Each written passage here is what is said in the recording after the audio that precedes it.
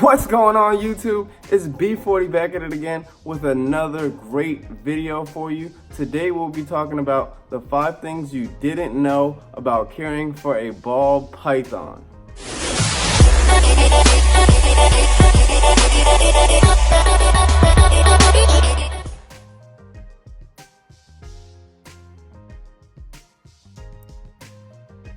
Alright, today I have my 2 ball pythons, and today we'll be talking about the 5 things you didn't know about caring for ball pythons. The first thing that you may not have known about caring for a ball python is that ball pythons are not complicated to care for. They are actually very easy to take care of. I know a lot of people are saying that ball pythons do not make great pets because they may go off of feed or they may have to deal with high humidity, but that is not always the case. That varies, and we'll talk about that later on in the video, so make sure you stay tuned. Alright, and the second thing that you may not have known about caring for ball pythons is that what works for someone else may not work for you when it comes to caring for these great reptiles.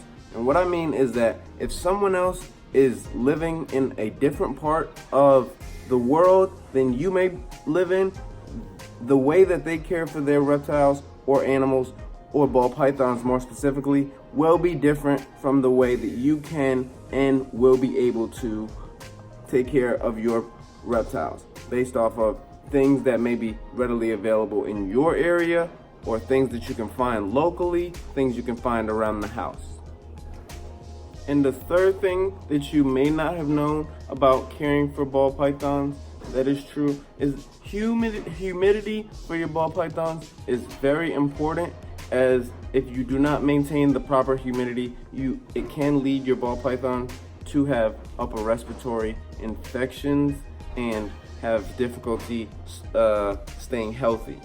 But what I will say is that you can achieve the humidity that you need or that you desire for your ball python as long as you understand that everybody does not live in the same climate or region.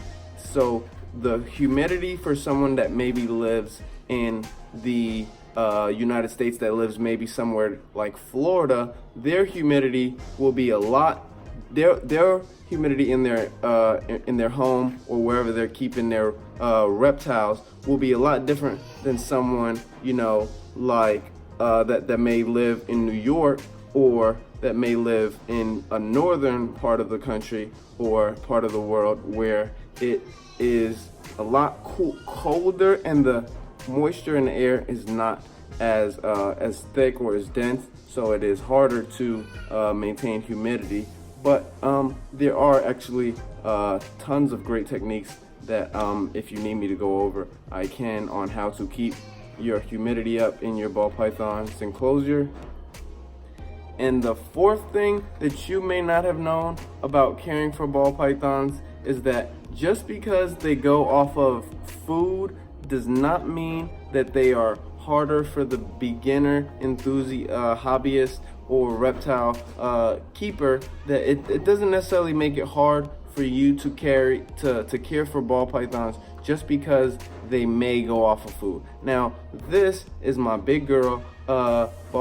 She is actually het-pied, and she actually has gone off of food for several months, and that's just what she needed to do. She was as healthy. She maintained her proper size. She maintained her mobility. She stayed active. She, I kept up with her husbandry. She didn't lose any significant weight at all. And when she was ready to eat, I continued to try to feed her.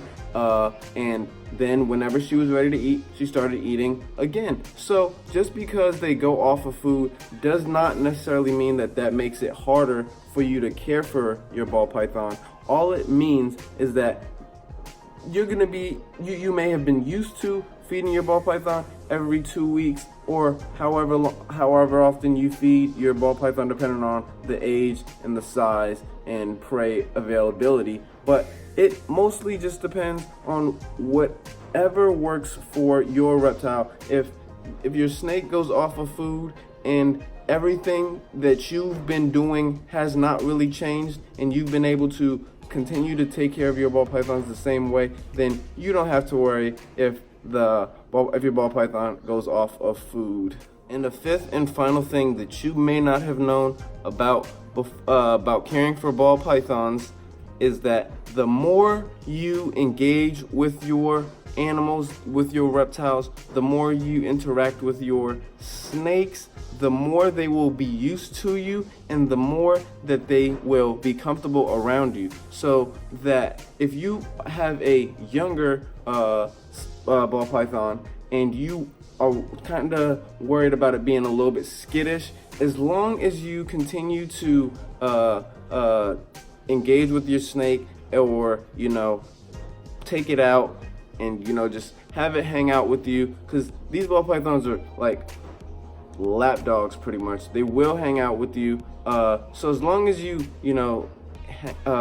interact with your snake, for the most part, you will definitely have a snake that will tame down in a few short months, especially if you are interacting with your snakes every day. You will learn to trust your snake a little bit more, and your snake will definitely trust you a whole lot more as it gets used to being around you.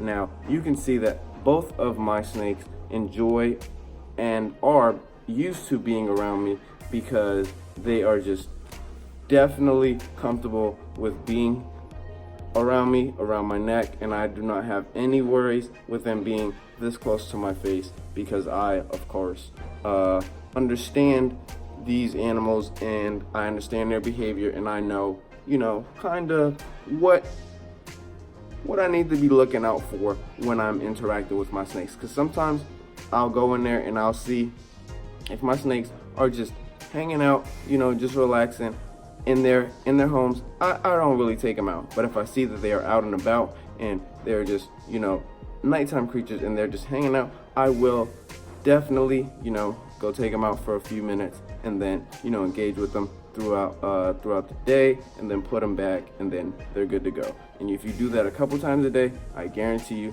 your snakes will definitely tame out the way you want them to, for sure. Look at her checking me out. She's like, she's gonna give me a kiss. I appreciate it, girl. And that way, that your snakes will trust you, and you will trust your snakes for sure.